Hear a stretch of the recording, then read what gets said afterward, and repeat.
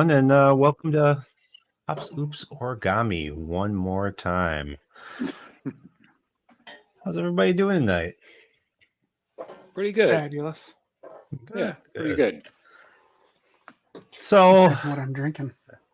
what do you got there? I saw nitro. Chai milk stout, nitro. Nice. What you got, W2K? Russell's Reserve, bourbon whiskey. So it's good. Nice. I got a Manhattan. I also have I'm a chocolate fancy tonight. shake. Well, that's nice. So, we probably should be doing this every week anyways, but we're going again this week because we neglected one of the topics. We ran out of time last week and we didn't want to have a 4-hour long show, so we cut it off a little short. We never got a chance to talk about vendors. Vendors. So this isn't really a complaint about vendor session. This is how do you identify a good vendor, a bad vendor? What are the things that will make you stay with or choose a vendor? And some of the things we had talked about were like tack versus the quality of the product. And not really versus, but there are a lot of things that go into this. And how those priorities stack up towards choosing to keep a vendor. Right. Yeah. So I think a lot of people, when they choose a vendor, they start with a core assumption of what I want my vendor for is the product features. And that's a reasonable assumption to make. You do want the vendor for their product's features, but I would argue, based on my years of experience, that beyond a minimum viable set of criteria, the biggest differentiator between vendors, for me anyway, has always been quality and reliability of support, right? I would rather have a middle of the road product with really exceptional support than a truly exceptional product and mediocre support. Particularly in this day and age, there's no product that is problem free, right? So that amazing product is going to take you weeks, months to solve its problems if support is awful. But if it's got, all the things you have to have, maybe a couple of things that are nice to have, and really amazing support, when it has problems, they're solved in days or minutes, right? Instead of, so overall cost of ownership is way lower on a product with great support. And at that point, you can afford to buy more. Yeah. Support is support shouldn't be our help desk. It should be a guiding light, guidelines rather than rules. So I have a problem, guide me to the solution rather than just running through a bunch of scripts and so forth, and check this and check that, check the things that I believe me, I already checked originally. Yeah. And so I've worked help desk, right? It's really tempting. It's necessary when you are on a help desk to have the list of things that need to have been checked, right? Because there's nothing worse for you and for the customer than going through really painful, deep troubleshooting only to find out that some basic things didn't get checked and like they could have been solved, right? Like you make that as when you get into deep troubleshooting, assuming that things have been done, like, well, of course it's not DNS. Of course we've checked DNS already, and you didn't check DNS. And like, lo and behold, it's always DNS. Yeah. But yeah, no, I agree with you. Like, good support is something that goes above and beyond. Like, here is my SOP for how to handle customer call number 3, right? I mean, I like it when I get a hold of somebody who's fully up to date on everything and they can ask me 2 or 3 really direct questions and then like, all right, can you do this for me? Awesome. Can you do that for me? Great. There's 2 options at this point, right? Like they've got really great troubleshooting trees. I don't mind going through 6 questions that are rapid fire and like verify a piece of information for me type of things. Man, if I can get through that in 3 minutes and you can tell me what my problem is, I'm more than happy to participate. But if it's is it turned on? Can you double check that it's turned on? A lot of times, though, getting that type of response from TAC is a lot of that is on the person opening the ticket, because that is definitely a skill in IT, and it's a skill that most people don't have. Everybody's been through TAC before. You know the things that they're going to ask, the troubleshooting steps. First off, don't just call. Open the ticket online, put all the tech support files that they're going to ask for anyways in the ticket immediately, give all your troubleshooting steps. 9 times out of 10, you're going to cut out all the stupid questions that you're going to get for the first hour of that ticket, if you're doing your job correctly. Because a lot of people, they call TAC when they don't hardly even know what their problem is. It's not doing the thing I want it to do. Yeah. The IT people are acting like users. I've totally had this conversation with people about Microsoft. Don't be a user. Don't be a user. Yeah. People, like, I've been in situations where the question is, have we opened the Microsoft case yet? And when I say, we're working on it, I'm like, okay. And then they check back like 20 minutes later, have we opened a Microsoft case yet? And like, nope. I'm like, oh, well, why not? I'm like, because we have to know what kind of case to open. Yes. And we want it to be ready to move as soon as it hits the queue. Well, we want it to, on the first try or maybe the second, it actually gets sent to the right person, or at least the right vertical. Yes, open the right type of ticket. Right. And when you open that right type of ticket, ideally, a level 1 person should be able to look at that ticket and be like, oh yeah, there's nothing I can do here. And it escalate it. Because that does happen with a good vendor. And that's the interesting thing. You bring up, like, make sure you put all the stuff in there that the TAC needs. I will be honest that I've gotten super lazy about that with like Microsoft cases. Because what I have found over the last 25 years is that it doesn't matter. You're still going to answer all the questions. You're still going to go through the things.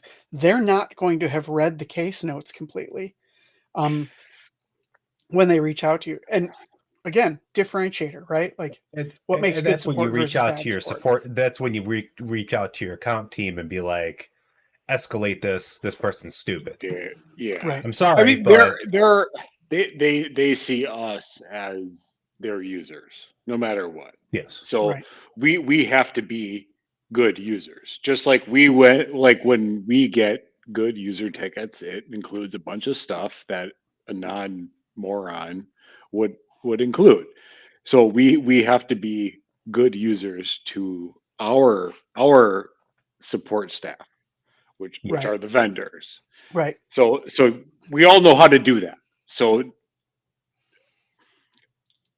I remember one time when there was a weird Microsoft issue, and management's like, well, haven't we put in a ticket yet? It was like, put in a ticket for what?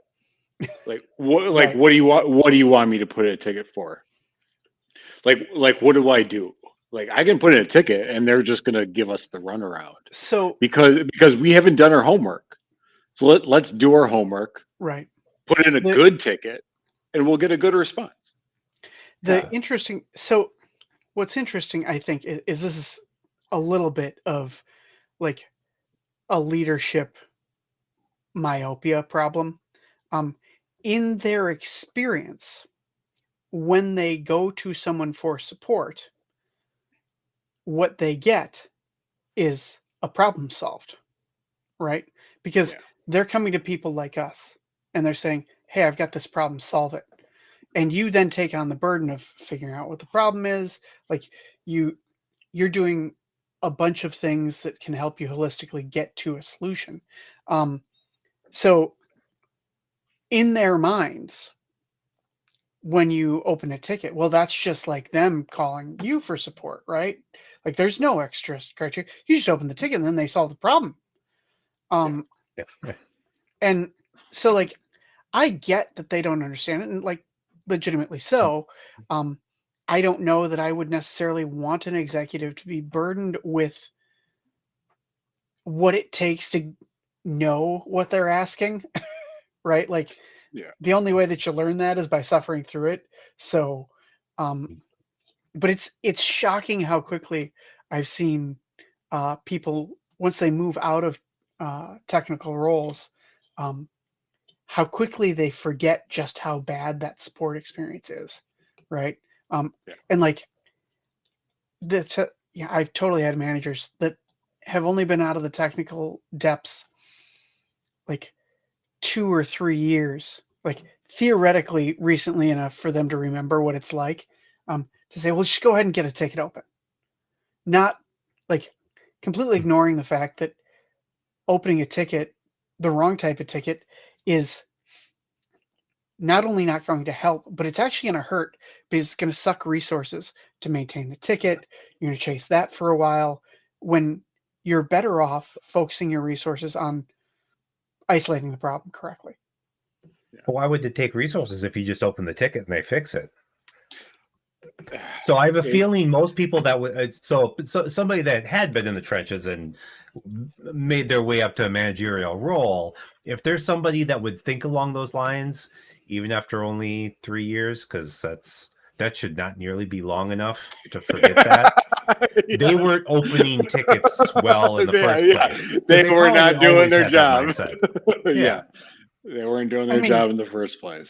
They So probably maybe they weren't were a opening fail up tickets. kind of person. Yeah, Yeah. and that's true. That's certainly possible. So Or they had different skills, and that's perfectly valid. sure. So one of the criteria for me for good vendor is good support, right? Like I want a tech that's going to answer my questions well, and obviously you have to. Okay, what I really want is NetApp, right? Where Yeah. when I call them, it's because they've already called me twice. Yeah. Right? Like that's a company that They got knows preemptive alert. right. They're like, oh yeah, our equipment phoned home, told us what the problem was, included all the technical details, and we have somebody on their way to come Yeah, fix they're at the front thing. door. Please let them in. Thanks for calling me back, right? So like, that's what I want. Now, That comes with a very a price tangible tag. cost. Although I will say that the total cost of ownership on a NetApp is probably comparable or less to any of their near peer competitors, right? Because their support is so good, the actual cost to own that device is way lower. It fails less often because it's really good. When it has failures, they identify them and resolve them, and they're not perfect. Like they've had issues. They're like, man, I don't know. But they're willing to work through it and they're willing to dig in. And when you call their support engineers, because honestly, I think they don't get a lot of calls because they're so complete. When you call, you get an engineer, like someone that knows their stuff. There's no tier 1. I don't think there's really a tier 2 with that company. It's like, oh no, like I'm a support engineer, which means I don't develop the product, but I'm close enough to the person who does that I can like lean over and ask him a question. Yeah. Yeah. Oh. Hey, we got one more in the mix. Oh, Welcome, Travis. Hey, welcome. Hey, everybody. afternoon, evening. This is where the party's at? It is. Apparently. It is. That's where the party's at. Glad you could join us. Yeah, it'll probably be a little short tonight. I have things Yeah. I should That's be all right. doing, but chatting and having a beer seem to take priority for a little bit. Yeah, sometimes Fair it's nice enough. to break away a little bit. So I feel like my perception may be warped by 20 plus years of IT, but I feel like once upon a time more vendors were like NetApp, but you also paid for it. Yeah. But I feel like the so this is also partially on us. I feel like the skills of IT people were also higher back then. So the calls were probably less, but the vendors worked a lot harder because they weren't getting inundated with stupid calls Yeah. for help me configure this thing. You're think- probably right. There's a this downward spiral to like Yeah, this. it's a race to the bottom with the commoditization of everything in IT, hardware, Right. software. Everything. It's across the board. Hardware, software, skill sets, right? Like there's so much hunger for IT systems that like particularly, 20, 30, 40 years ago, like man, you couldn't get enough. And like in some areas of the industry, that's still true. Overall, IT is growing as an industry. There's also a level that I've seen is like kind of the UI UX revolution. So I'm an Apple hater, true and true, but I can't deny that their UX Fight the power. is rock solid. But just like online video pretty. games like 20 years ago, it's like it took a level of technical ability to get into those games, and so the quality of the individual was much higher.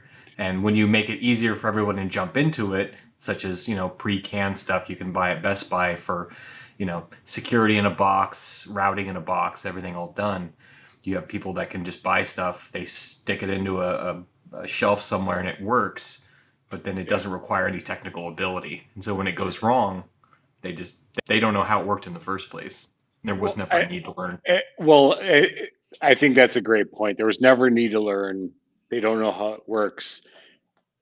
I think there's a big divide today where there's a lot of people who know how to touch the right buttons on a smart screen, who know how to make the thing work.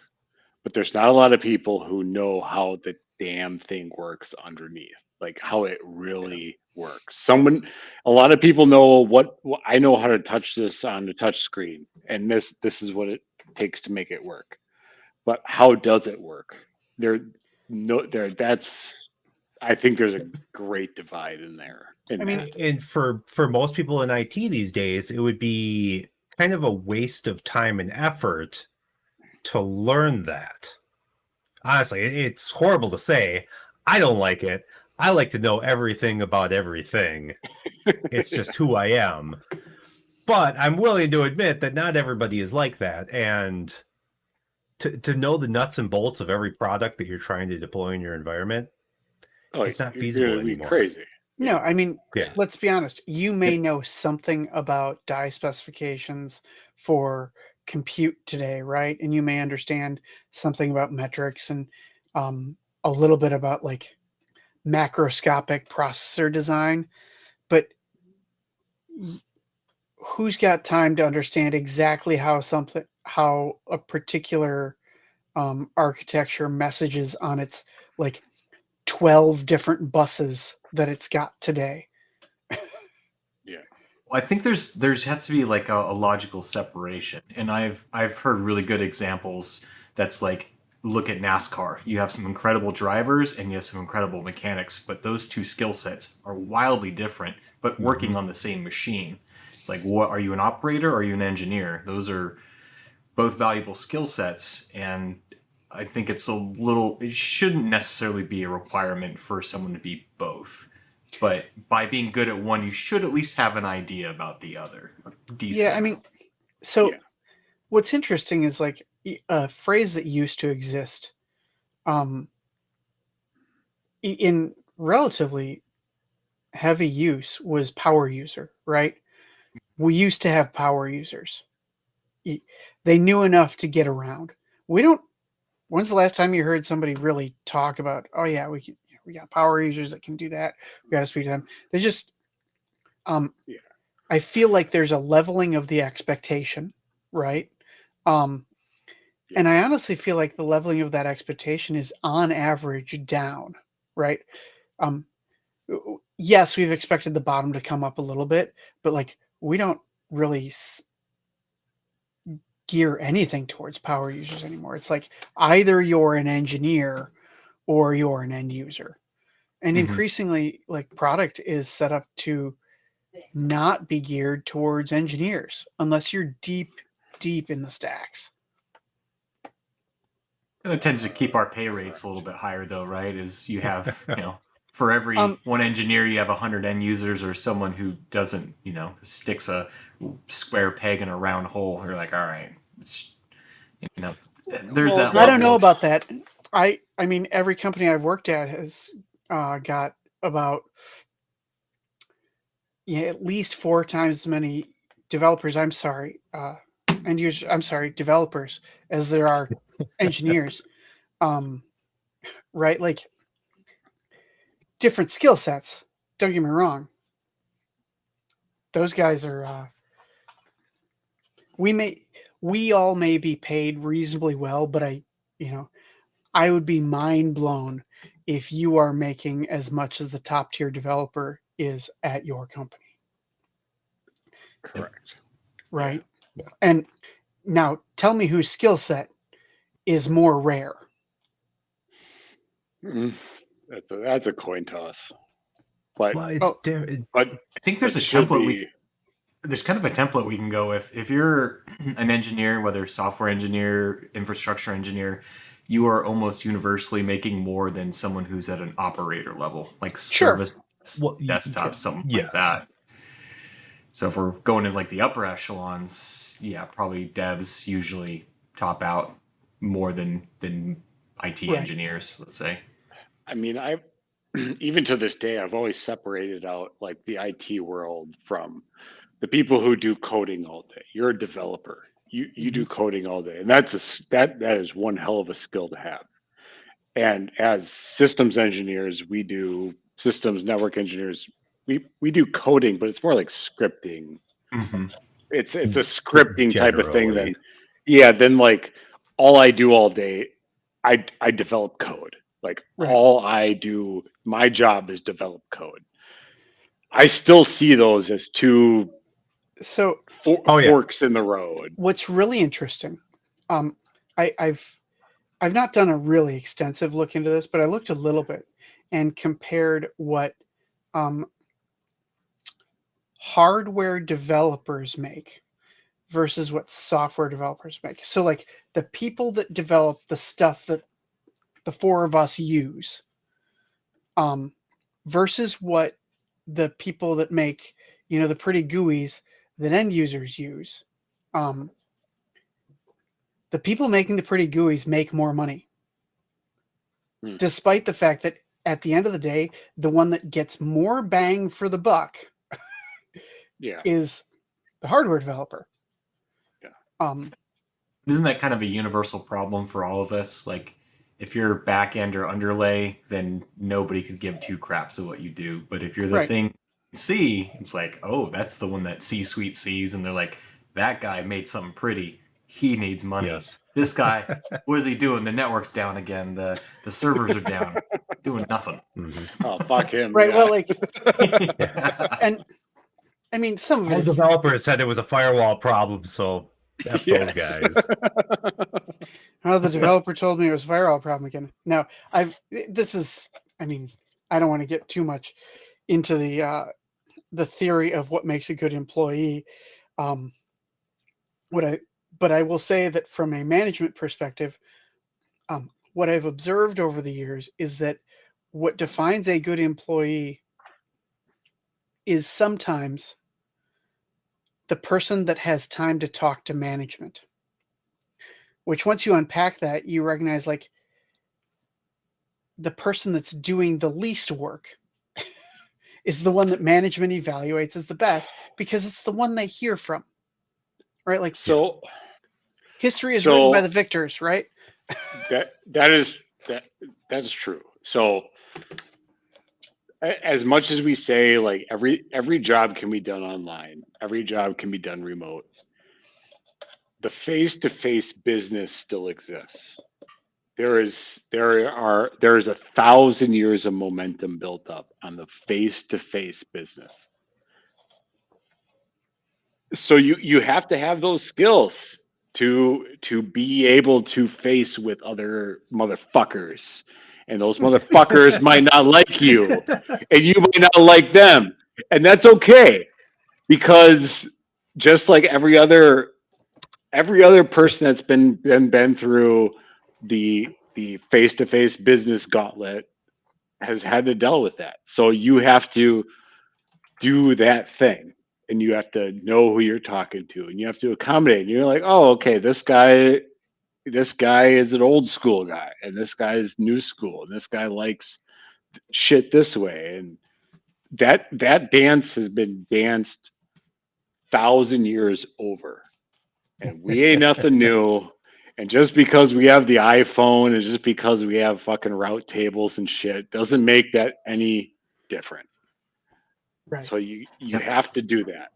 So there's always Yeah. going to be a level of that salesmanship, right? Like you said, it's you Yeah. got to sell yourself, even in situations in which there's not necessarily a value to it. It's just like it's kind of creating your own brand of like I come in, I kick ass, and then I take off, and it's like And I hate Sure. I hate the and equally I hate the LinkedIn lunatics who say, well, you need to create your own brand.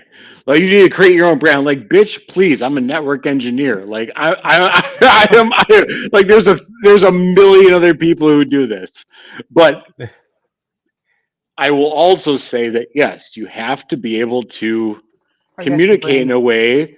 You have to communicate in a way that is accepting to the person that you're talking to. It doesn't matter if it's another network engineer on your level, a lower network engineer, an upper network engineer, or some executive. You need to be able to see where, and you need to be able to adjust your communication accordingly.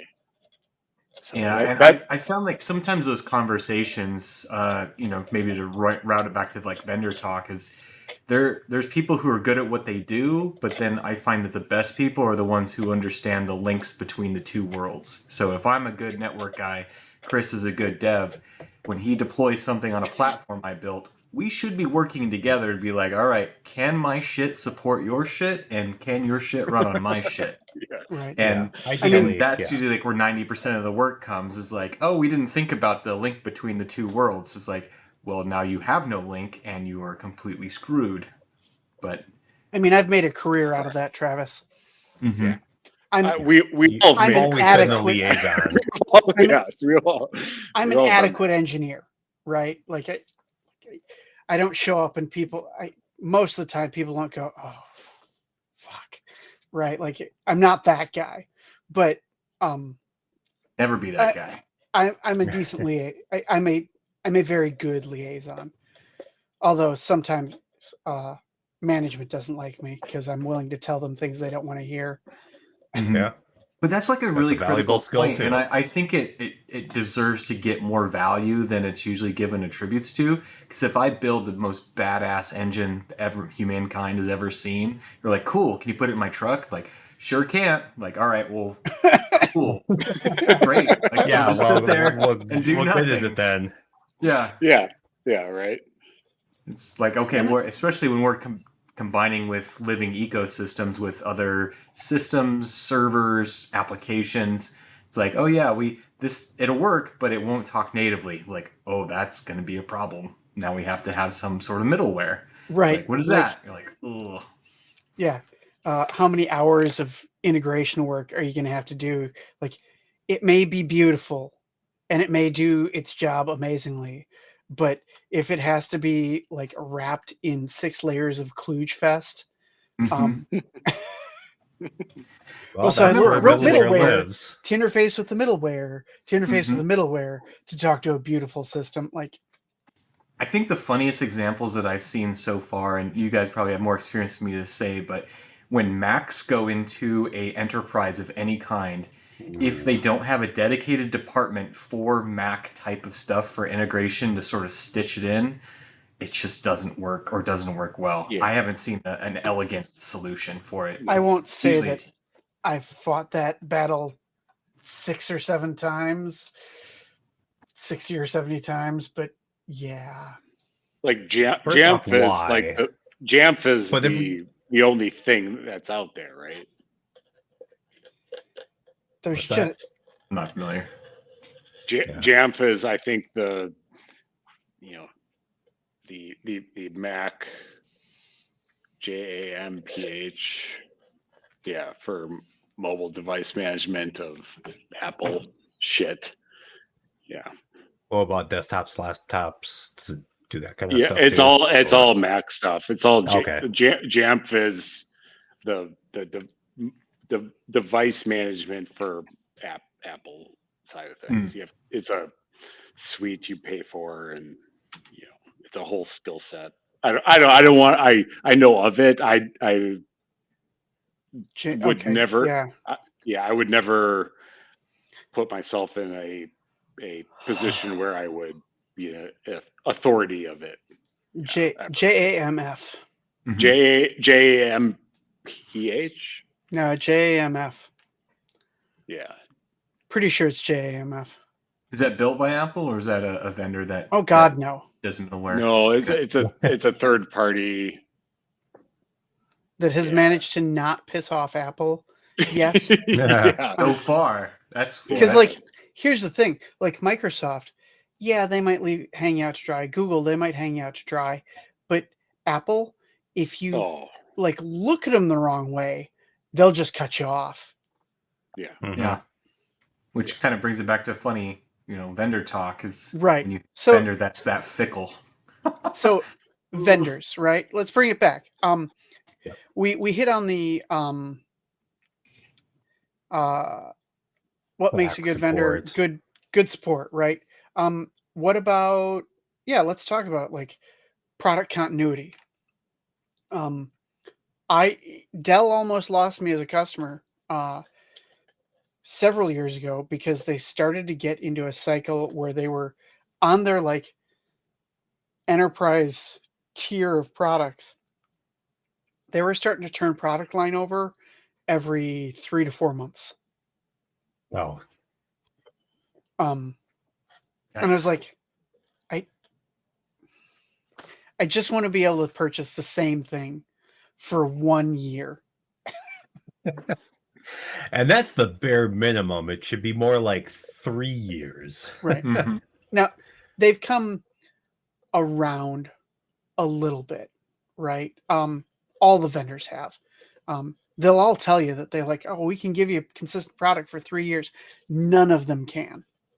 I have yet to see one be able to deliver on that promise. No, see, all of them are more than happy if you're willing to pay an exorbitant amount of money, they will sell you the exact same thing for as long as you want to buy it, as long as you're willing to pay like the pre-release pricing on every unit shipped. If you want to pay what that PC cost 5 years ago, they'll still sell it to you because you're willing to pay up front, and they have a couple of pallets of them waiting for you because you signed a contract that you're going to buy them all. Fair enough. Yeah, that's.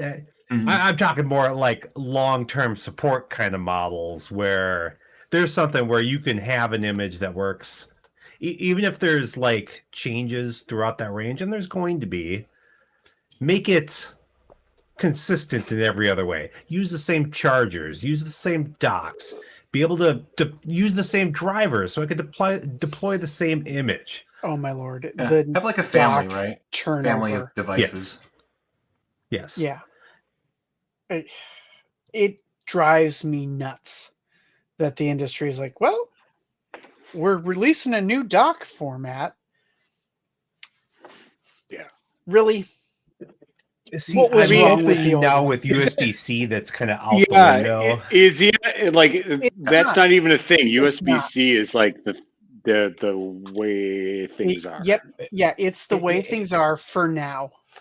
But it's still kind of in flux, or has been until very recently, because things have been changing rapidly, even like in USB-C land for docks. Like Dell had a new USB-C dock with new bells and whistles. Oh, now we do like 240 watt pass-through charging, whereas before we only did 90. And I got just one like of little those. things where it's constantly changing, where if you wanted to keep up with their new for now. Yeah.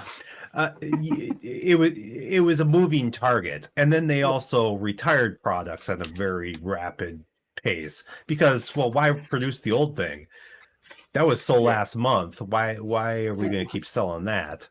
Yeah. I mean, now we're back to Apple. Well, At least they're on a yearly cadence. Don't worry. Now we've got Thunderbolt 2. Thunderbolt and Lightning, very, very frightening. Don't worry, it'll eventually get to the frightening version. Hey, remember when Apple was numbering their OSs?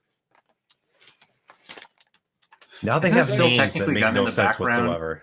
They just have the name instead of they still Yeah. have the number. Yeah, no, it's so the last numbered version of an OS that Apple had was OS 10. Now all of the named versions of their operating system, when you look at version numbers, are 10 dot something. Oh, really? They're just sticking with 10 and I mean, run out of numbers. granted, I haven't looked at the actual version. No, you don't run on the numbers. Not when you just go dot, like, I think it's like dot 160 now. Like, yeah. the You funny just thing keep about clicking Infinity yes. is it's infinite. Yeah. So here's something that we can. Oh, go ahead, Brian.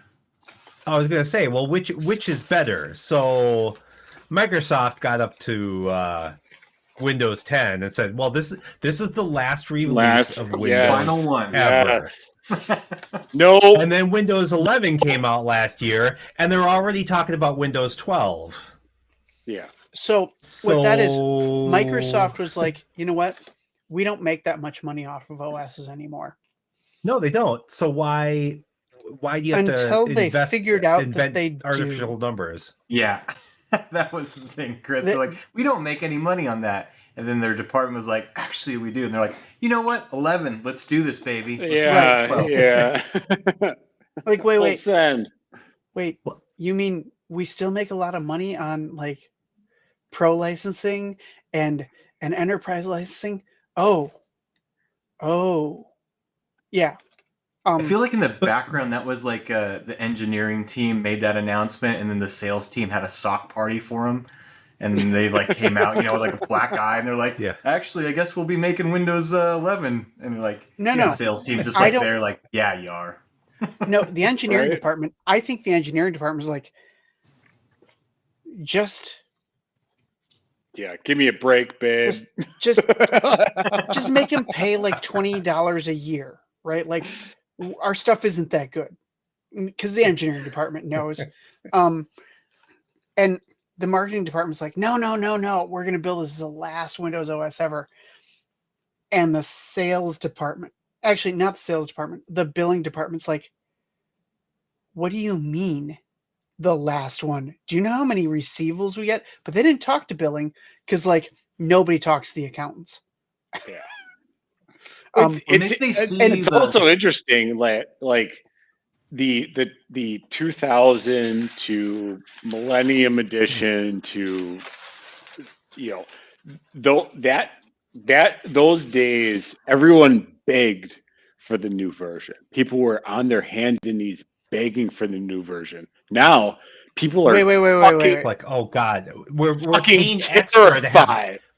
We're paying extra for downgrade rights now. You have to Downgrade pay rights. $100 to be able to downgrade a brand new machine from 11 to 10. Yeah, you know where downgrade rights came from? What features am I getting? What features? Like Enterprise licensing. Yeah. Like what features am I getting? No additional features. Everything in like the 2000 to Millennium to the XP, that version, everybody begged for new versions because it gave you new shit to do. Now it's just they so just move toxic. stuff around. It moves stuff around. It's so toxic. It's terrible. Nobody so Microsoft has this cadence, right? They release a decent OS, though it usually takes like a month or two to get on its feet and get stable. They release one that's a long runner, and then they release a turd that they really try to force people onto, and then they give up and they release another one that takes a month or two to get stable on its feet. So like, I don't want Windows 11. I want Windows 12 because Windows 10 was pretty decent. Right? Yeah. By definition, in the Microsoft verse, Windows 11 was going to be awful. And sure enough, right? Yeah. Like, why do I want this like cosmetic piece of garbage that doesn't do anything for me, is like makes my software not run well? Give me Windows even 12. 10 had its issues, right? I mean, Sure. almost every OS, Oh, you're going to yeah. have that It was a stability rough for the start. first year. Yeah, Early adopters always eat shit, and then they're like, yeah, it's great, it's shiny, it's new. And then, so like Windows jerks. 10, it was probably like 2 to 3 months and it got stable because everybody beta tests on end users now. Like, buy a product, you're a beta tester. Yeah, the video game market pioneered that. No, I think Microsoft did with its OSs. I guess honestly, it was kind of both. Yeah. And W2K, I will say that I never heard anybody beg for Millennium Edition. Well, no. Well, back in those days, it was. Oh, Windows 98 second edition is out. Gotta get it. Yeah, it was a different thing. Well, so interesting. So what was funny is Windows 95.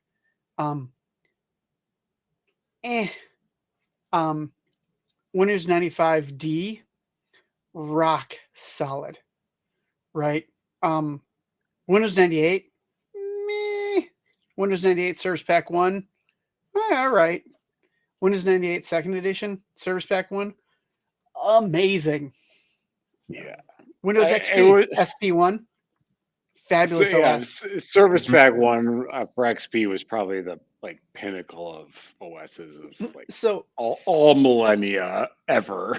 I worked for Honeywell, and Honeywell had a standing policy on OSs that they didn't want it until Service Pack 1 came out.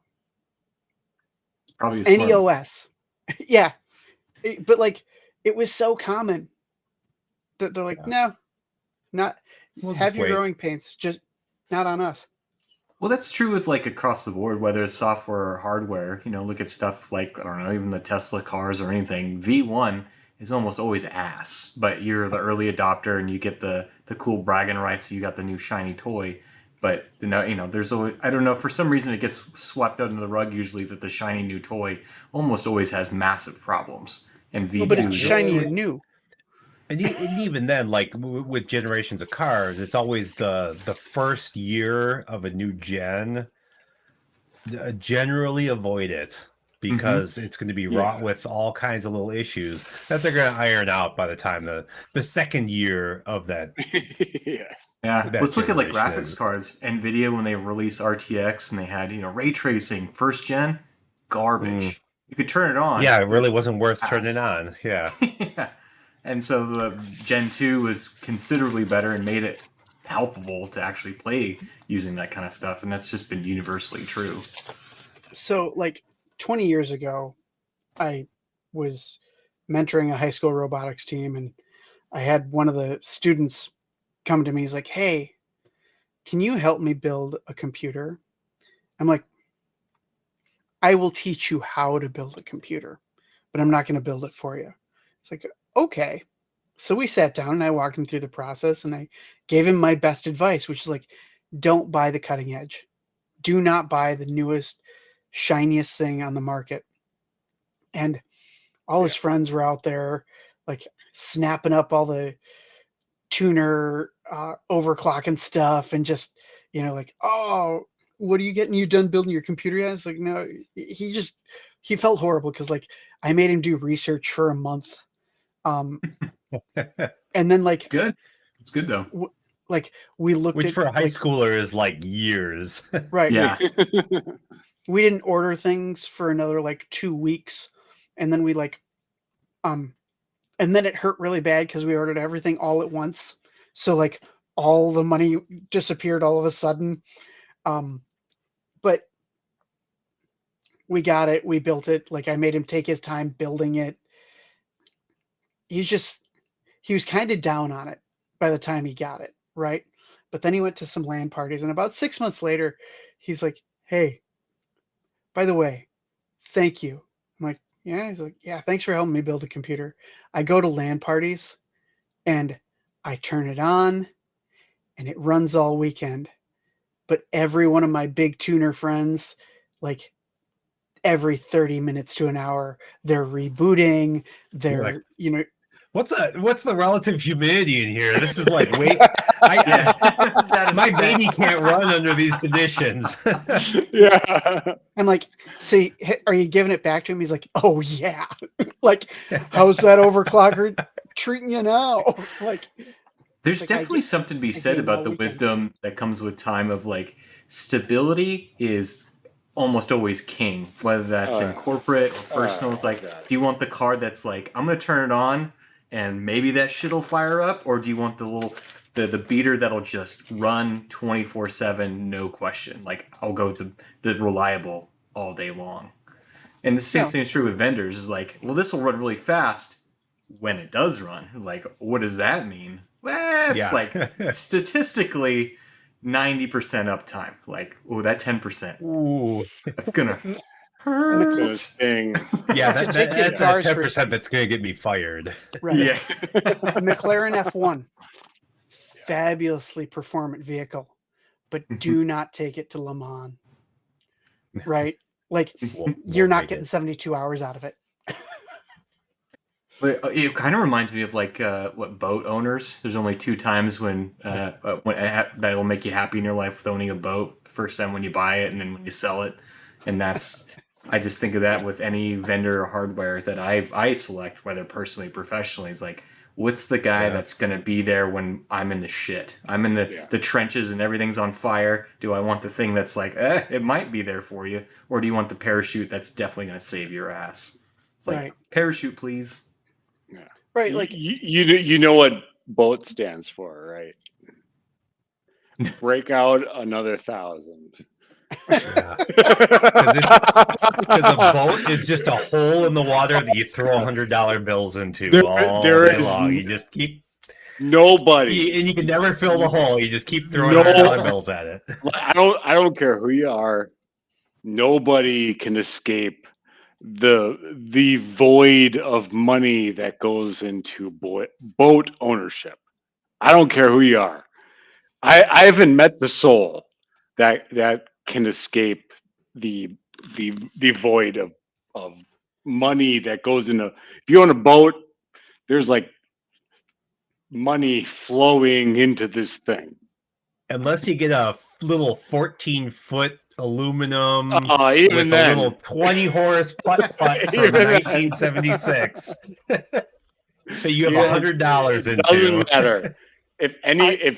If anybody has experienced boat ownership or parents have experienced boat ownership, that I'm shit sorry.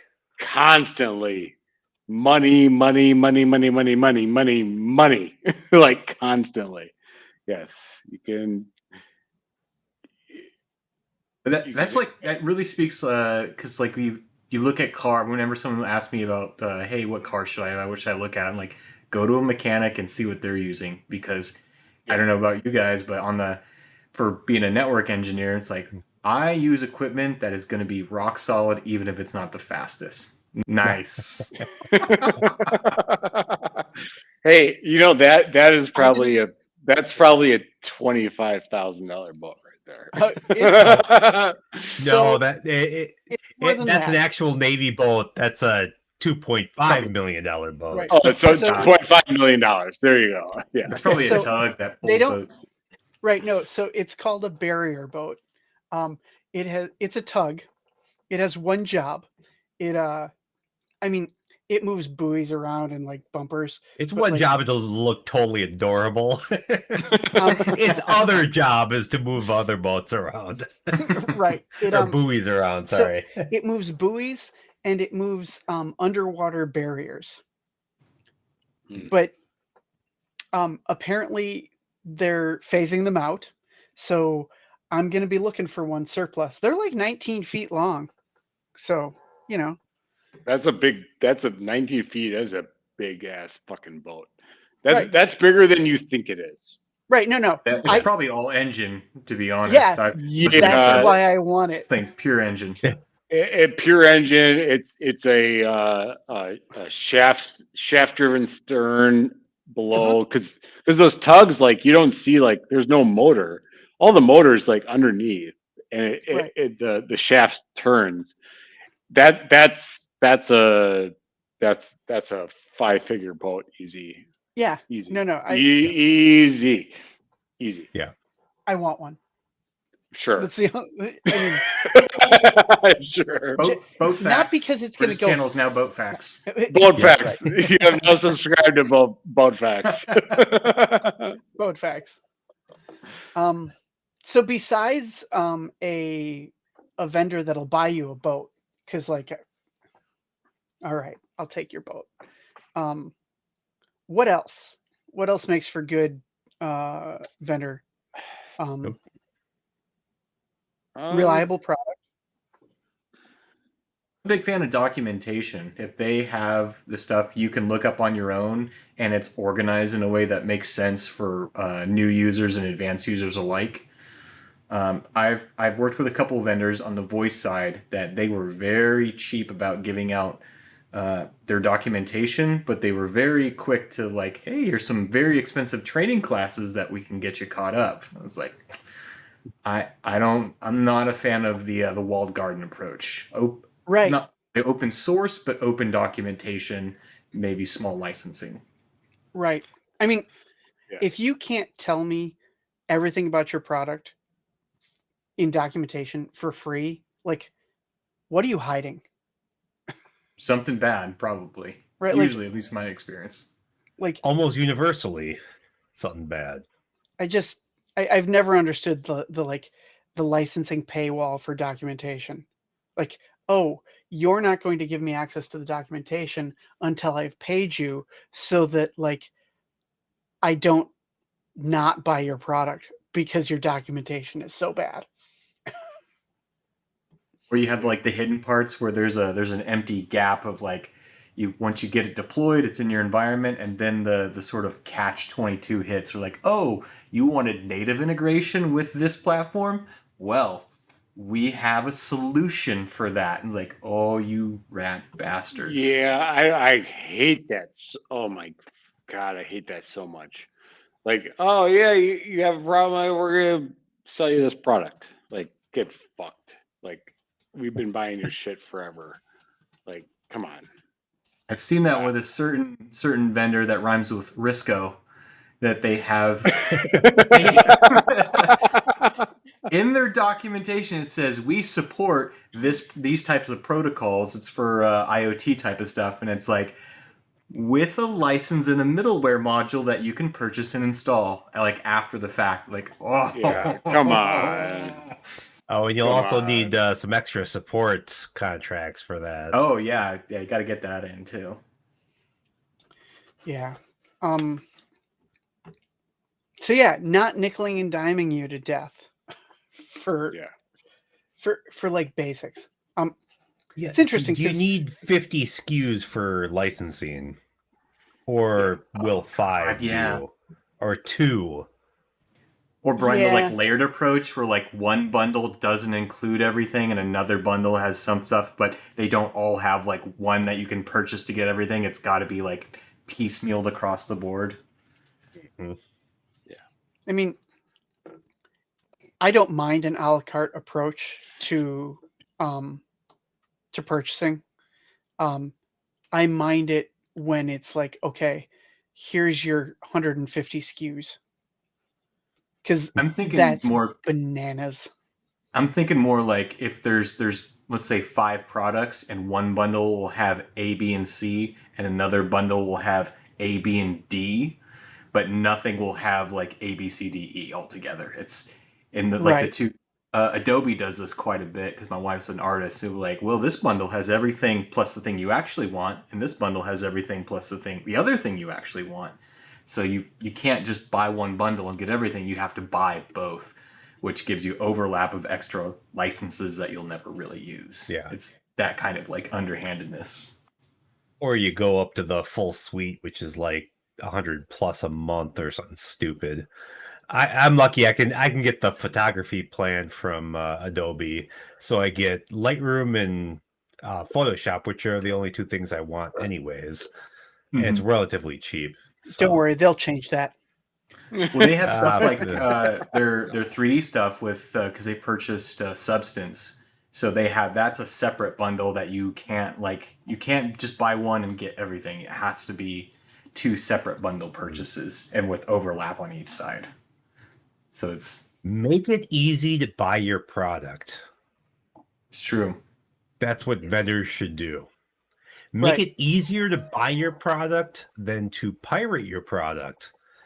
That's speaking specifically to Adobe. Mm-hmm. Although there's a level with, particularly with Adobe, and I've seen other vendors do this, in which they know that piracy happens in mass, but I think they're okay with it because it seeds students. They're in college, they come out doing all that, and so they pop out with all this, like, I'm a Cisco only person, I'm a Palo Alto only, I'm a Adobe only, and so that forces the hand. I don't think the piracy market really feeds the students. Like, they make educational licensing so inexpensive. So Adobe doesn't, though. I mean, The they Adobe do. They sell it to the schools. Yeah, Your but student one's like relatively cheap. It's like $20 a month. Yeah, but it's $20 a month normally. So my son is a senior at UW Milwaukee right now. He wanted to get the Adobe photography plan. It saved him like $2 a month over retail. It was like, well, what's the point? So it used to be the case, at least with Adobe, where like educational pricing was super low, but they've kind of lost that in the cloud world. It would be nice if they got back to it. I don't know. I didn't look at like the full cloud pricing, like whatever, but I can't remember what they call the bundle where you get basically everything. Maybe that one is advantageous. Maybe that one is only a couple dollars more. Didn't look into that, but I know like the photography one, it wasn't really a savings. A lot of the creative space, they have really bizarre licensing plans because they'll be like, okay, this is you as a individual, you get this bundle of software, but if you want to make commercially viable products where you can sell them, you got to get the commercial license so you can sell the things that you're making. I've seen that, and I find that grotesque as well, because it's like, how do you know I made it with the commercial version versus the Well, individual version or whatever? and why? Now, if the individual version is free, you know what? I would be inclined to embrace a model like that. You know what? If you're using it to make money, yeah, pay them. If you're using it to just screw around, meh.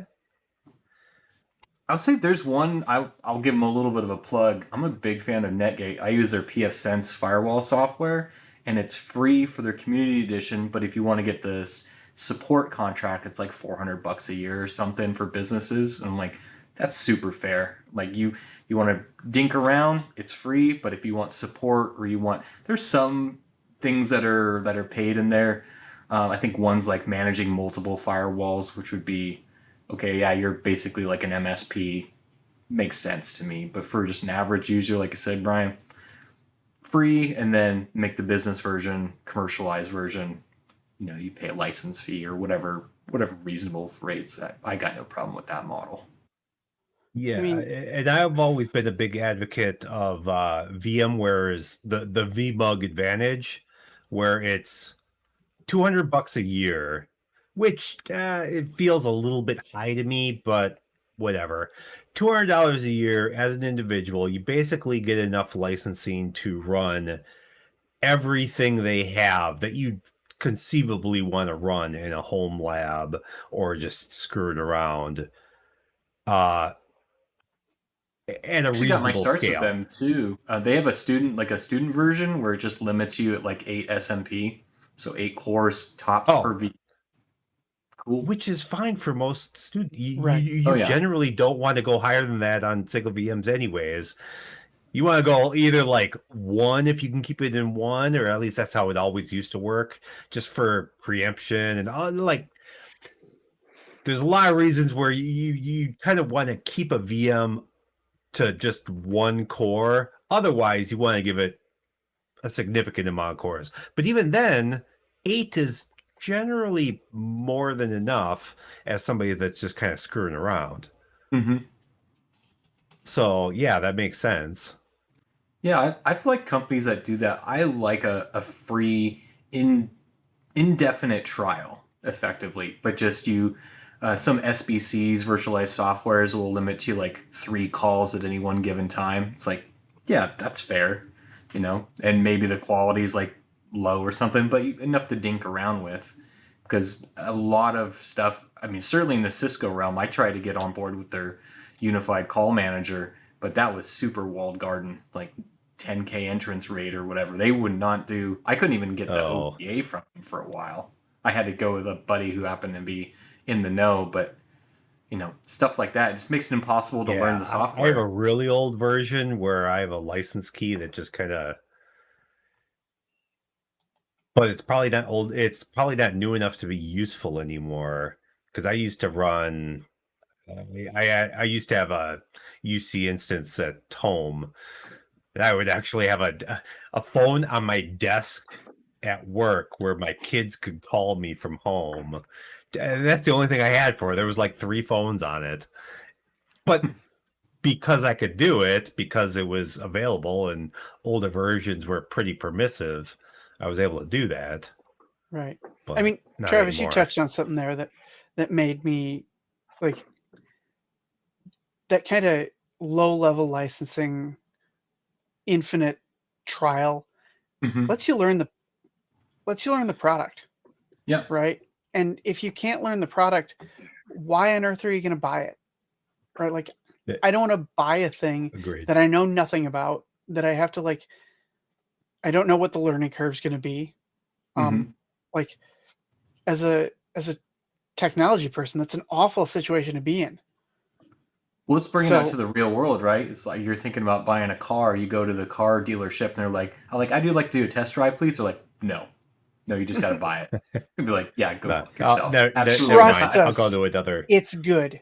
It's good. Can I see the manual? Oh no, you can't even see that. Like, oh, Okay. Can I see the specs? Sure. It drives on the road. That's all you need, So right? Good enough. I actually had that happen to me, boy, almost 20 years ago now. But I went to go, like, I was ready to buy a car that day. It was a Volkswagen Touareg, and we just wanted to drive it before we actually bought it. And the sales guy was just like, meh, well, whatever. I don't even think you can afford it anyway. He didn't say that, but that's kind of like, it's like, okay, screw you. We went to a different dealership, bought the same thing that we wanted from a different sales guy that was more than happy to talk to us. I mean, Yeah. granted, in this To be case, fair, it you was showed up because with like a I already beer knew and like exactly what I shorts torn wanted. up. Yeah, I mean,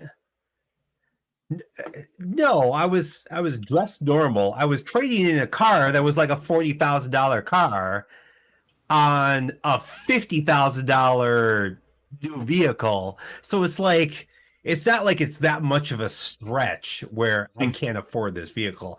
I could clearly afford the vehicle, but I was also like 25 years old, and the sales guy didn't want to talk to me. I think that's a large amount what it was. So it's It not made quota that directly. month. It's Mhm. fine. Nah, Yeah, I it's don't good. care. I haven't been back to that dealership. That dealership is 10 minutes away. I go to a dealership that's an hour away because I will never go back to that dealership again. Well, that speaks to Because like one about the guy, vendor, right? what's that? I was just saying that, yeah, it's like your experience with vendors. Like, if I've had vendors where I'm like, I don't want to talk to them. I will Yes. pay double whatever other someone else is calling so I don't have to interact with this person or this team ever again. And So, interesting experience. point on that. I have Real quick, does anybody else need a bio break? Should we take a quick one and then come back to this train of thought? you Because all. I do have a lot. I'm going to entertain you Vendors that all. have bitten your hand. Ooh, the booming beaver. You Ooh, take beaver. your bio break. I'm gonna see what other images I can pull up of Chris gonna of take a mini boat tugs. break. Right. All right, fair enough. If you want to, there's a video in the graphics. Oh, I'll be right yep. back. All I right. hope it's a boat video. Gotta have the AI hit that one up. Yeah. There you go. The barrier boats at work.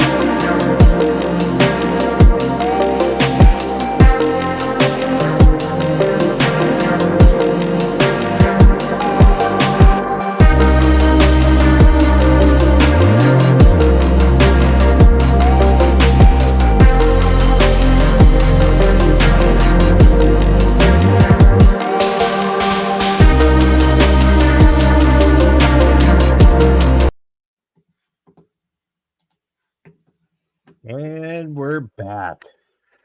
You got some Bodie McBoatface? Welcome to Tugboat Talk. I've got some Bodie McBoatface. Such a great name. Oh, wait a minute. I'm gonna What find it happens for when you let the Hold on. internet name stuff? Smart stuff. Mhm. You end up with Bodie McBoatface.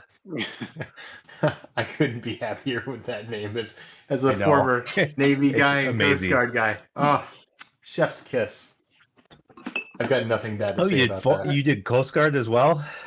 Yeah, I did the blue to blue transition because I'm lazy. Okay. All the right. naming structure is the same. My brother-in-law is in the Coast Guard. There you go. This was to become Bodie McBoatface. Name of vessel. Yeah, I mean it's a mock-up, but like this is ultimately what became the Bodie Boatface.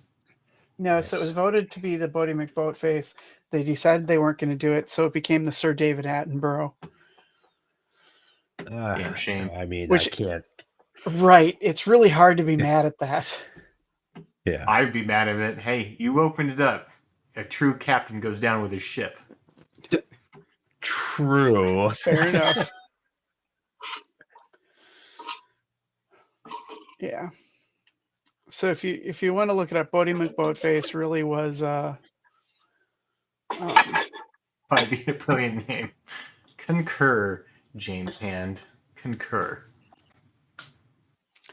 yeah. I want to say that Trainee McTrainface actually went forward. Oh, did it? Yeah. Because I know after that there was a little flurry of something somethings.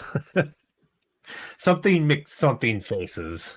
You cannot deny the internet what it wants. It craved What? mix something face. We'll get it. Exactly. Or it will revolt. Yeah, what is it? The Streisand effect? Always in effect. On Snowlow? Oh, That sounds vaguely familiar. What was that the real? story with that one? Roar, please post links someone- to this. Yeah, someone Google it. Someone give us a link. I want to know about on Snowlow. Oh, I got. Is I that like got one of those big, huge snowblower thingies? Oh, and I can't. Oh, there we go. okay. Yeah. I found Han Snowlow.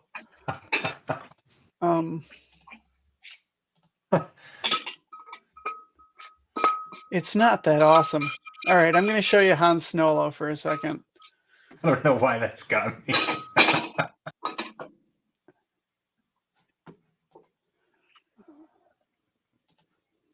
So this is Han Snowlow.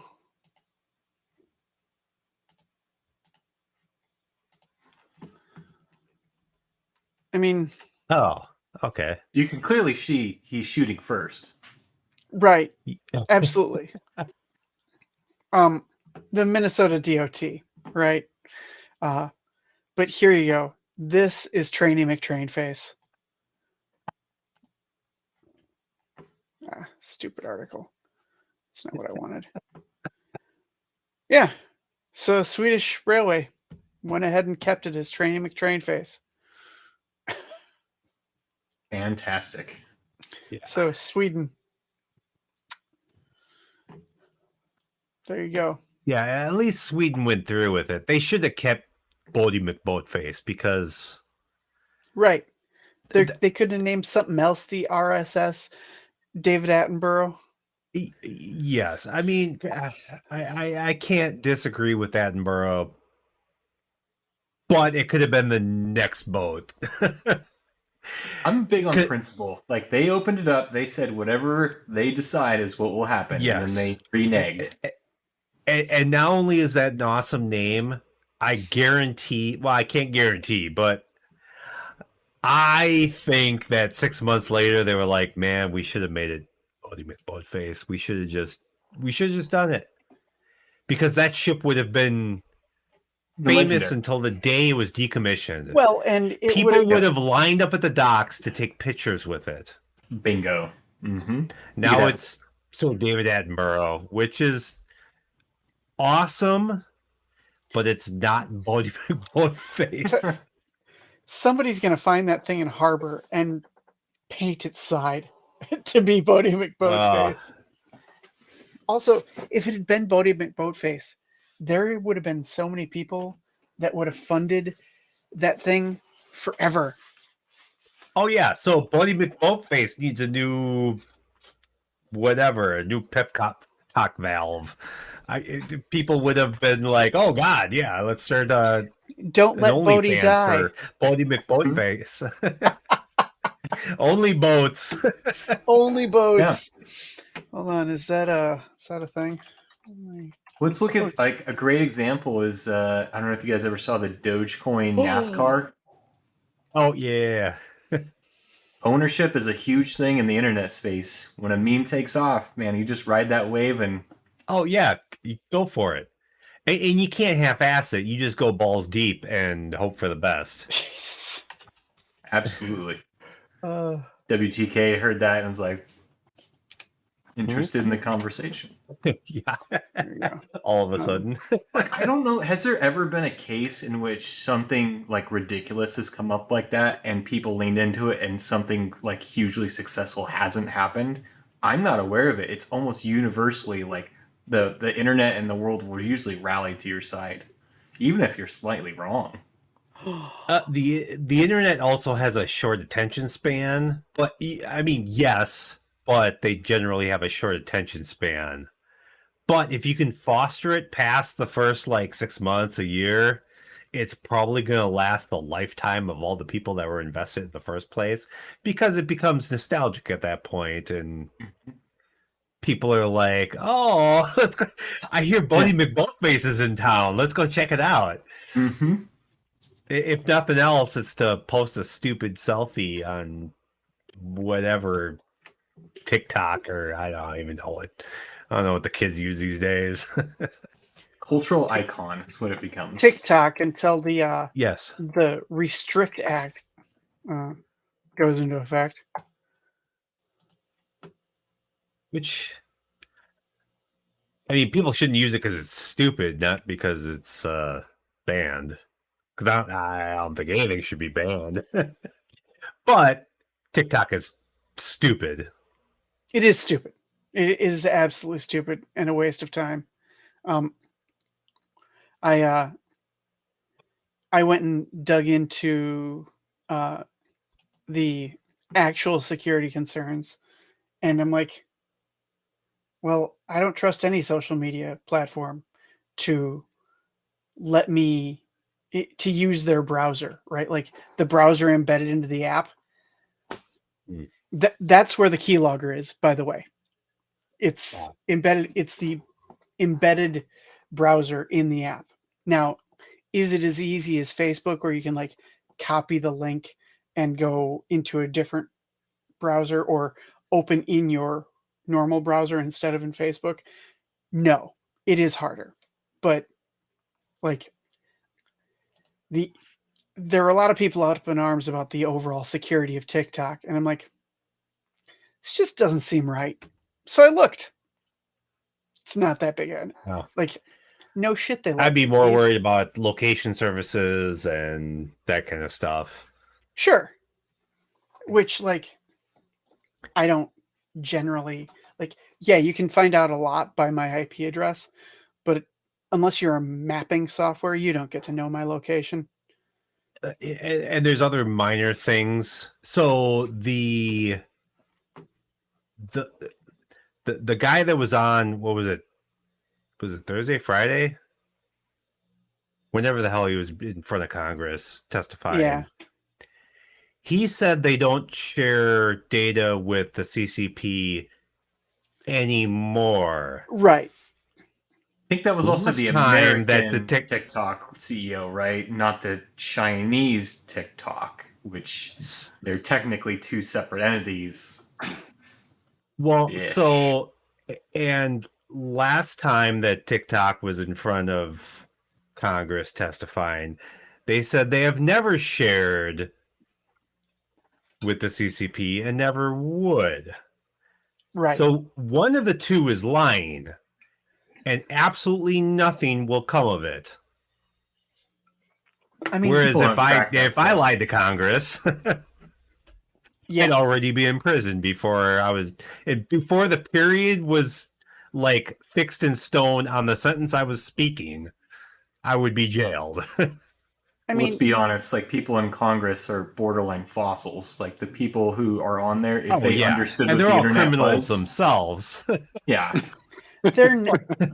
none of them were interested in getting to the bottom of it, right?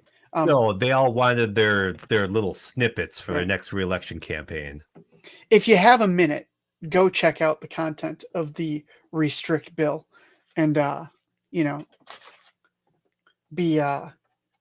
be horrified, pleased. I don't know. I haven't read it yet myself, but I've heard some interesting things. I'm looking forward to it. I'm sure it'll be a topic for future shows.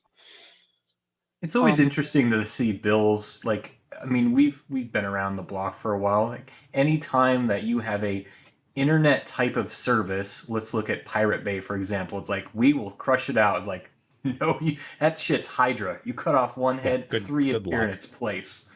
And the fact that you've banned it, now it's real hot stuff. Now everybody wants it because it was like Flappy Bird back in the day with mobile. It's like they kicked that off, and I think like PlayStation 4s at the time, or even like mobile phones were going for like $1,000 of piles of crap, but they had Flappy Bird on it because it was banned or booted or whatever. Well, on that one, the creator pulled it himself because he That's didn't right. want to. He was like, no, I don't want to do this anymore. But yeah, there was mobile phones, like just shitty, not flip phones, but like low end phones. But they had it installed, and you could buy it for like $1,000. Like, man, there's clone games that are the exact same thing. I don't get the It's allure. the forbidden fruit. But It's the forbidden forbidden fruit. Exactly. It's the same like Pirate Bay. A lot less people knew about the Pirate Bay before they got banned.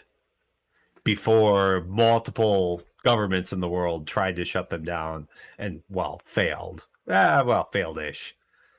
It's always the Streisand effect that has been going on for years, because I think there was a law that was passed. I want to say in Spain, it was like the right to be forgotten, and it was a guy was like spearheading it because he had some like criminal charge against him. I guess I don't know if it turned out to be true or not, but now if you look up that law, you will get him, the guy who was charged with X, when his whole thing was so that he wouldn't have that brought up, and now it like made it Now even he's there more for proliferate. eternity. Yeah, it's like, oh man, we never learn our lessons. If you try to stomp out something on the internet, it will only become stronger and beat you up and down the street.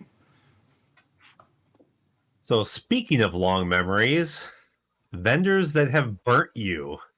Oh. So before we get into this, I will say that one of my criteria for good vendors is I want a vendor that does their job, doesn't try to sell me on their product, just sells me their product. And for the most part, leaves me alone. Like, if I don't need something from you, I want you to check in with me once or twice a year. That's it. I don't need to have a conversation more often than that. So, Yeah. Like, good vendor is frequently a quiet vendor. It depends. Like, But don't get me wrong. If I've reached out to them from the sales team, yes. Yeah. Yeah, I mean, fine. Give me an assigned engineer, and that person wants to check in with me like once a month, make sure everything's going all right. Talking me through new features, patching, whatever. Like, yeah, do it. Bring it on. I will take your free technical support. So for the last 3-4 years, I don't even know. WK and I have had we have an ongoing weekly call with Palo Alto. Just, hey, how's it going? They know we're not buying anything. That's not the point of the call. It's just, hey, how's everything going? Are there any outstanding issues? Do you have any TAC cases that need a kick in the butt? Basically that. Hey, this is what's going on. Hey, we should do another beers with engineers. It's Yes, you like should. a half hour shoot the shit once a week and just kind of talk about what's going on and make sure everything's cool. That I'm totally cool with. But the vendors where I get a weekly call, or there's been some vendors where it's a daily call. Hey, we have this new SKU. It would fix all of your problems with our last SKU that didn't do what we promised it would. We promised this time. No, really, I don't want to talk to you I'm going to because I'm just waiting for that renewal date. conversation Which brings about up another thing. Mhm. Vendors that have like automatically renewing contracts. No. Good for them. Nice. Yeah, that's excellent for them with other customers. If you feel the need to have an auto renewing contract that is nearly impossible for me to cancel, that means you have a shit product that people want to cancel. Mhm. Like gym memberships, I- effectively. like AT&T. Yeah. Here, I Yeah. got a kind of an open question, and not, actually, if anyone in chat wants to answer too, I've thought about this. I've had two ISPs that I've worked with or have for here at the house, and given the two options, you have a vendor that has relatively poor service, or I'm sorry, good service but an incompetent techs, or also good service but they're malicious techs. What would you rather have? Ooh, malicious Incompetence or or incompetent? maliciousness? Incompetence. We're not talking How they make malicious an are- oopsie doopsie. how We're malicious are talking we like talking about? bumbling. We're talking not. I won't go like kicking puppies evil, but definitely like predatory. And then the incompetence is like we're talking bumbling. You're going through like at least 2 to 3 layers of people to get someone who knows what they're talking about. Right. The malicious ones are the ones that show up and they see a competitor's wires there, they clip them off, back As to like short the as pole, possible so they can't. Yeah. or they'll like misroute them, or if they see like equipment that isn't theirs, they'll do awful things to it. Like, So I hope you I didn't won't have to go, like, return that.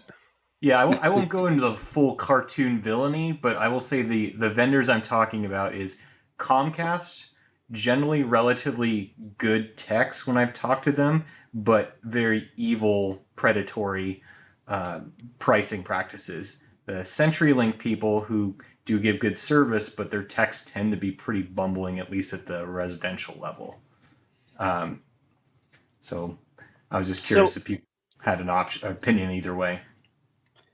So what I found is that bumbling techs, while they make mistakes, you can generally hold the vendor to the wire if you work at it hard enough, and your stuff's not going to get broken per se.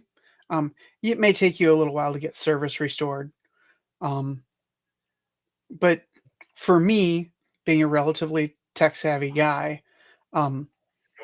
I would rather have the bumbling tech, because like I can just like, all right, you don't know what you're doing, leave. Right. I'm leaning towards, like, I think for at least from my experience professionally, Cisco kind of occupies that like very good technical support, but borderline predatory for their pricing and stuff like that. So in that case, I'd probably take the predatory pricing but good techs, right? But Yes. I've worked with vendors where the techs are malicious. like actual like damaging or like sabotaging stuff or doing something to mine? Yeah, not necessarily to like things that are particularly yours. Like they're not going to come in and like if they see a non-vendor supplied cable modem that you own, they're probably not going to like damage that. But if they see a competitor's gear there, or like let's take the difference between AT&T and Time Warner. Like AT&T served DSL for years and years and years on twisted pair copper, right? Time Warner served cable on, you know, on coax. Well, one or the other would come in like, oh, I see the coax, clip, clip, right? Don't need that Well, anymore. you don't need that anymore. You're on AT&T. It's going to be perfect. Like, no, you just cost me an installation fee, you Mhm. twat, right? Mhm. Or like the cable guys, cable TV installers, if they see like either Dish Network or Direct TV stuff, they'll totally like clip off the wires and pull them all the way back, right? Just to be a jerk for the next installer or for you, to kind of lock you in. Mhm. It's really more rare to see like cartoon villainy, but I think some of the best examples with especially with Comcast and most even a lot of the cable providers for ISPs residential, it's like they boast about the speeds, but then they have like a 1 terabyte data cap, and then you pay per gig after that. And the phone companies are doing the same thing, and it's like yeah, it's super fast download, but then you hit that cap, and you're like, what was that last part? And then it was $50 for your plan or whatever it is, and then you get a bill for like 300. They're like, where'd this come from? Well, those are all overages. It's like just like the gym memberships. Like you planned on this. This was not an accident or like, oh, I guess you used a little bit extra this month. It's like no, you made the pipes as wide as possible so I drink the entire pool, and then you charge for every droplet after that. Right. But the You know service what you do? usually is pretty good for those places because they want you to continue to just burn through data so they can charge you. So it's You stick it to them. You put a WAN-M gateway in there. You crank it down, and Yeah. you only watch Netflix and YouTube. The only services that can downsample to 480. They give you a huge pipe. Get And you just both. sip at it. That's what I do. Get both providers and just load balance. SD-WAN it. Yeah, use the Comcast right up until like a couple of K before the cap and the overage Mhm. charges, and then just cut it off. Yeah. I'm like, is there something wrong with your internet? Nope. Nope. It's doing just exactly what I fine. designed it to. But like, it's off. Like, it's mine. Yeah. I tend to go that route too because given the option, I would rather go the bumbling person because I can deal with someone who is doing their best even if they're incompetent, but having a basic borderline an enemy, certainly an adversary that I'm dealing with is like your only goal is not to make my service good or my company good or any of my experience good. It is to extract as much money from me, and I just can't rely on that. I think that's too dangerous.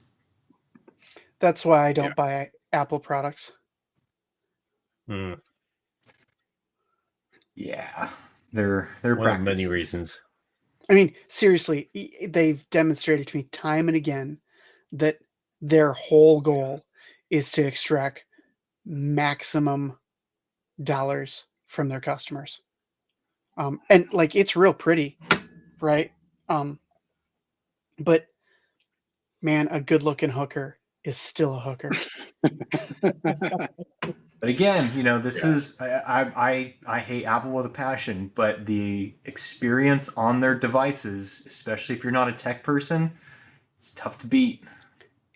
So here's what I'll say.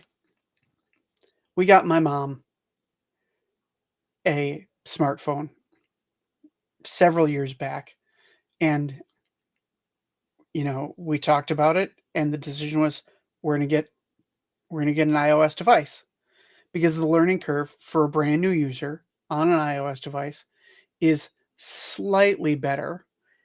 And at that point, all of her grandkids had iOS devices. So like They can help. built-in easy tech support. Yeah. Now, would I ever ask my mother to switch to a Mac? God, no. She's learned Windows. It works for her. I will say that like that UI UX for a brand new user, there is no difference in learning curve between Windows and Mac today. Yeah. And that was true with Android too back in the day. It was like I started on I think 3.0 and it was pretty rough. It was definitely technical requirements to get on board, but yeah, nowadays most OSs, mobile or otherwise, Right. pretty In fact, terrible and skinnable.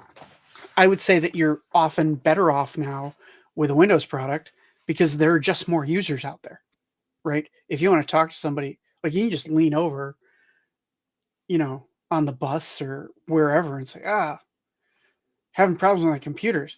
Like somebody's used it, right? Not so true with Apple. Like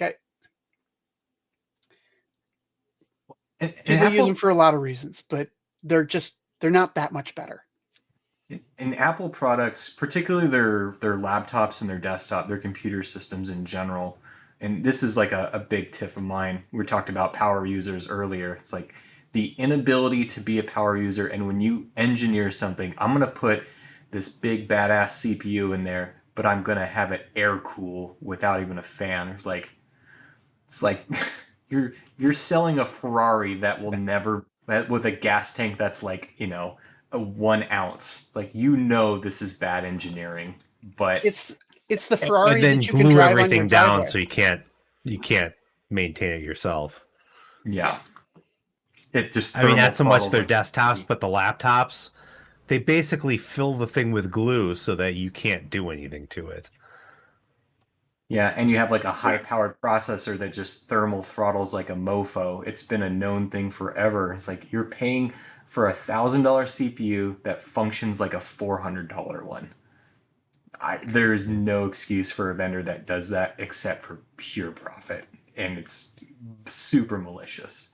Unless they're like, I don't know, working in Antarctica, and even then. No, Apple devices are not climate tough. Nope. Nope, and nope. Also, don't drop one. Just replace it. For all that they're made of like high grade metal, they are delicate. Their screens are shit. Luckily, you can pick them up for like you can pick up replacement screens for like $5 off of Amazon. You always could, just because there's so many people breaking their iPhone screens. You can't do that anymore, Brian. I don't know if you've seen the new stuff. They have it coded to the motherboard. Yeah, I know. Serialized to the motherboard. A previous employer has had issues with this because they do screen replacements, and it's not just the screen. It's especially the button, the which is also the fingerprint reader. So for security, it's hard coded to that device, and only Apple support can replace it.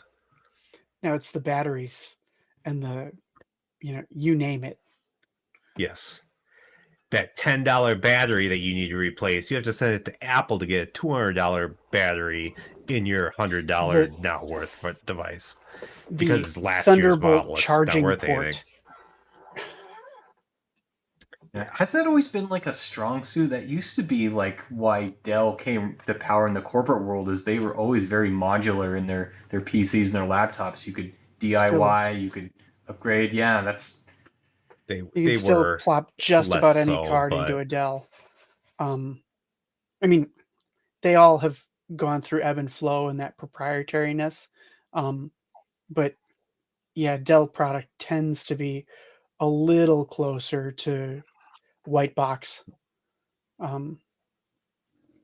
They weren't super touchy about, so like speaking about like desktops, they weren't super touchy about add-on PCI cards like say HP. If it wasn't whitelisted, I mean there was periods where if it wasn't whitelisted in the BIOS, it wouldn't work. You could add a new NIC and it just wouldn't work on an HP because they didn't want it to work. Whereas Dell was more lenient, but like Dell was always picky about memory, but now Lenovo less did that so. for a while. I had some of their laptops. They did the same thing, like whitelisting of particular cards and memory. And I was like, "Why isn't this working?" Like, Yep. "Oh, is it a whitelist?" I'm like, "Oh, what? For Yep. fucking RAM? Like, I will kill all of you. This is crazy." It's like this is it can be better RAM that's actually from them, but if it's not on the whitelist, nope, not going to work. You didn't say the magic word. Yeah. And what's the magic word? Money. Please. Please bill me. But Dell did have things that, so like on the laptops, I mean, like in the Latitude range, the docking stations for the Latitudes were universal for like a 7 or 8 year period. That's huge. I love because that that's dock. an extra like $400 on top of the price of the laptop that you don't have to buy every time. Well, and their power supplies for laptops use the same connector for like 7 or 8 years. Oh yeah. I mean, You still it plug was into most great. of those docks too. Yeah. I loved having that because like by the time that cycle ended, I had 5 or 6 spare power supplies.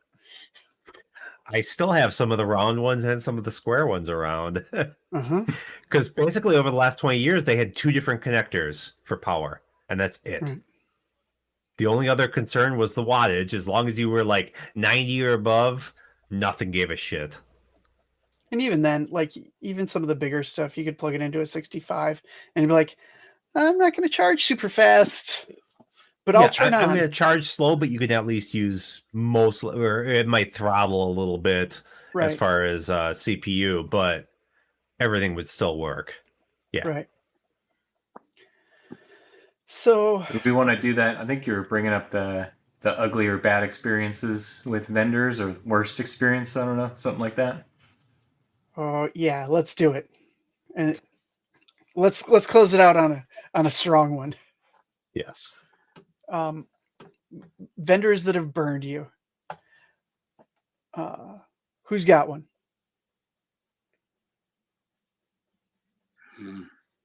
I mean, the whole low-hanging fruit is Oracle because Ooh. they screw everyone that's a customer. I mean, yeah. It's very expensive. Yes, and even their own people don't understand their licensing terms.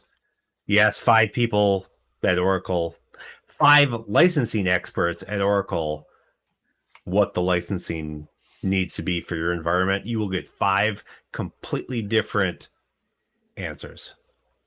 So don't ask them because none of them will know the answer. But that's ancient. I don't have any current experience with Oracle. This is like 15 years old now. But yeah, they burned us hard, and I will never buy another Oracle product. I don't care what company I'm at. Triplite. Nope. Yep. Triplite. Yep. Vendor of power and switching products, right? Your UPS stuff? Yeah.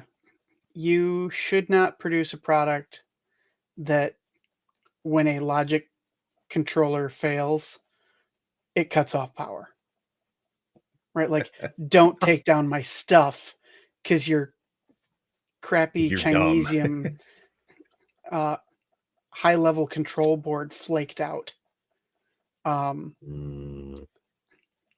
a product that looked good. The price was nice. It wasn't super cheap, but it was certainly less expensive than the alternatives from other vendors. Didn't have all of the same features, but like close enough, right? Bought 2 of them. They failed within the same time frame, the same way, in an awful, awful way. Man, don't take down equipment in a data center. And Rough. it was product clearly made for like IT closet or data center. Like, don't tell me like, well, it's consumer grade. Like, no, it's not. No consumer has that kind of needs. Was it a rack one? 'Cause I they mean, had, like, a rack outside Yeah. of this, right? the Yeah. us. Yeah. So it wasn't even a UPS. It was a switching Oh, that was the PDU. ABC or not the par failover. Yeah, it was an AB PDU. So like automatic transfer switch capabilities, and its transfer control unit flaked out, and is like reverse Oprah. You don't get any power, and you don't get any power, and you don't get any power. Damn. That was probably a Yeah. fun day. I mean, thankfully, when the first one failed, and I had a ton of trouble getting support on it, I was like, I think we're gonna buy something else. And so when the second one failed, we had enough spare ports around to hobble through, and then we just bought more of the other stuff. It sucked, but it's how you learn. Also, second one, who was the TV manufacturer? We were buying like commercial grade displays, like 40-inch displays. Like they're supposed to be really good stuff, and they just started like dying left and right with the weirdest display artifacts, like color loss. Philips? No, Might have been. I don't remember. Yeah, because they were like 40-inch decent panels, but they were made for like 24/7 operation, theoretically. And like we had them for about like a year, 2 years, and they just started to just flake out one after the other. Which is really sad when you've bought like 15 of them. Damn. Oops. Almost would have been better off with commercial shit that you have to replace every year for what those things cost. You know, I would have rather had like some high-end like Sony commercial stuff, because like Reverse, that's a product line that I've had really good luck with. Sony makes a really nice product that seems to last a while. Even now in like the super duper consumer days in TVs and flat panel displays, like their product's good.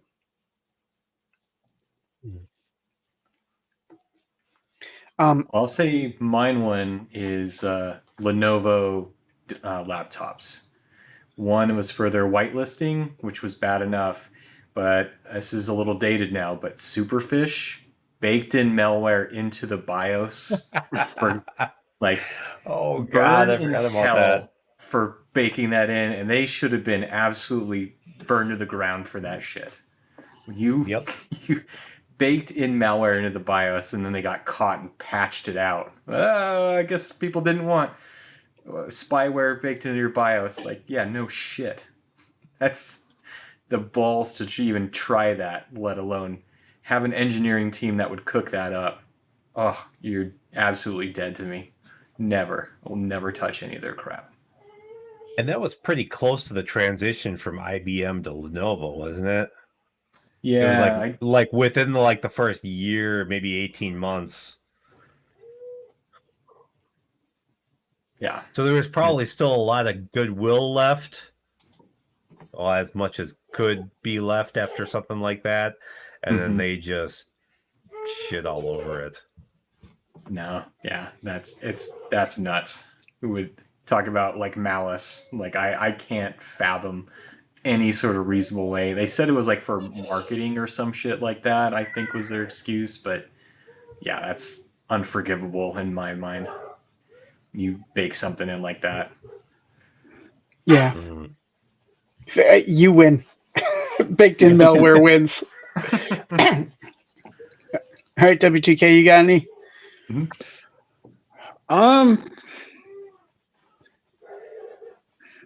Nothing in particular. Wow. Maybe like like phone vendor MSPs that are just That's a like whole new. that's That's a I think whole different circle of hell. yeah, I think it is a whole different circle of hell because like oh my god, and Do you I have the think it's license to even talk about it? I mean, I think you need a license for that. yeah Oh, exactly You yeah do. you do need a license to talk about it, but some of them are oh my god, it's it I think phone vendors might be a whole nother topic of discussion as yeah. Now that you're talking about like, so there was a software company back at the place that Brian and I both worked for that it was a harebrained scheme, but we were going to go all in using them as the next like point of sale and back office product. And after a couple of The rounds of gap middleware, analysis, the end all oh my middleware. lord, It's going to solve all our problems. as We won't need kludgy as anything all get else. out. It's We invested a ton of time in training of people. They were working on gap Like- closure, and then like 3 2 years in, years. yeah, they came back to us and said, "Yeah, we're not going to close the gaps." yeah. So Now you're all like, invested. right, Yeah, like all those things that we promised 3 years ago. We're not going to be able to do most of that. So and like Yeah. that we're like, we can go with you as long as you can close these gaps. They're like, yeah, we're working on it. We're working on it. We're working on it. They had a lot of dollars from us. Couldn't do Apparently, they kept getting more yeah. because we're dumb. So yeah, big burn. That one hurt. All right. How are we feeling? We're almost to 2 hours. Yeah, I It's a think good I have a short session. closing. probably about Yeah. yeah. I was Yeah. expecting like an hour. We got way off topic as Yeah. we generally do. Yeah, so, that's normal. Yeah, it's fine. Yeah. Here to close this out. I just want you all to know that if you're interested, Oop. you can buy only boats for $3,000. Only dot boats. Yeah. Only dot Premium. boats. Yeah. Is there like an only boats.xxx? Oh, there's only I .x. already Or own an that, only Brian. I boats got that dot- on lockdown. Onlyboats.net. $14.99. Ooh, Yeah, but That's a that's not steal. that's easy. Yeah. I'm surprised that isn't already taken. I'm surprised too. Two short English words. Right? Yeah, I'd Well- take .net over .xxx. Who the hell Yeah. knows .xxx? Oh yeah, It and you was could $150, get that's only .org .too. What is there an onlyboats.com? It's already taken. Oh, It's not being squatted on though, which is interesting. it's actually being used. Nope. Oh yeah, but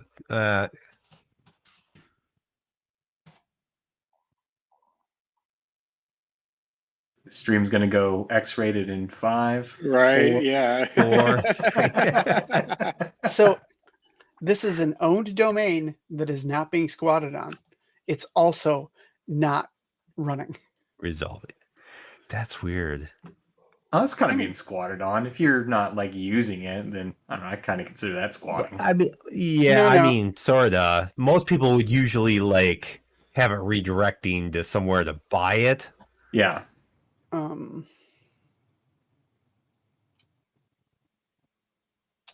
Yeah, I mean, you've seen the squatter. I'm an e-commerce website pages. Like that's what I'm talking about when I'm talking about squatting. Somebody bought that one, they didn't do anything with it. Fine. Private org, private citizen, just not doing their job very well. Mhm. Different than like some wholly owned but obfuscated subsidiary of GoDaddy squatting on a domain because somebody registered it once. Yeah. So, onlyboats.net can be yours for $15 a month. Or a year. .org. Or .org. Cool. All right. All right. Probably about that time. Yep. We're almost at the 2-hour mark. Yeah. I think that's enough for anybody for this week. We almost talked about the topic that we intended to talk about. We touched back to it many Okay. times. We referenced it. I'm not sure if we actually explored it fully, but I mean, that's what we do. So Right on. like and subscribe both on group Facebook and LinkedIn. Do Rumble and YouTube, because those are definitely much better places to watch us. A little more interactive. Actually, looks like we have 2 people watching on Rumble right now and 1 on the YouTube. Indeed. Not too bad. Yeah. So, yeah, like, subscribe, follow, whatever the hell, whatever platform is lets you do. We'd greatly appreciate it. Mostly because, at least on YouTube, we need to get into higher tiers for monetization. On Rumble, we need to get into higher tiers of followers, just so I don't have to pay to be able to go live, because that's dumb. And I think we only need like 25 on Rumble. So if you have a Rumble account, follow us. If you don't have a Rumble account, create a Rumble account and then follow us. Indeed. All the buttons, all of them. Yeah. After that, do whatever you're going to do. All right. So thank you, everyone. Thank you, everyone on the panel for joining. I think we had a average show. Good as every other. We did a Enjoyable thing. rant. It was enjoyable for us. Hopefully for both people watching, it was also enjoyable. So thank you very On that much. note. Maybe we'll see you next week. I don't know. Depends. If there's something worth talking about, we'll see you next week. If not,